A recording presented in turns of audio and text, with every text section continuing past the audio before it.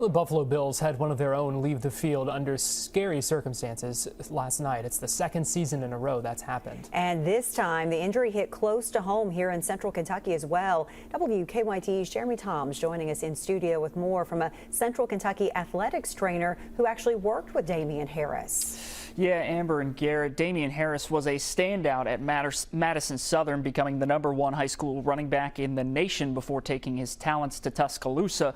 But last night, he became the center of attention for the worst reason, the stadium falling silent as he went down with a neck injury in the second quarter of Sunday Night Football. Rob Olery directs UK Healthcare's outreach and athletic training services. He also worked with Harris when he was younger, and he says he's seen these injuries happen in several sports. But the physical nature of football makes the incidents much more prominent.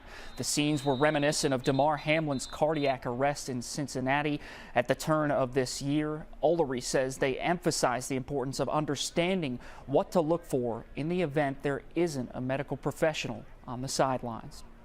When you get out there to an injured athlete, are they conscious?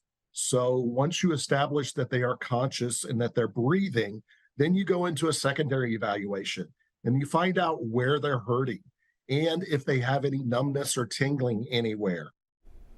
Again, Olery used to work with Harris. He says he's praying for the running back to make a full recovery. The good news we're learning today from ESPN is that Harris has been released from the hospital, and while he has neck pain, he is going to be fine. Amber? Yeah, that is good news, Jeremy. Thank you. And we're looking into recent trends in sports injuries. We're going to have more coming up tonight at 10 on the CW Lexington and, of course, at 11 right here on WKYT.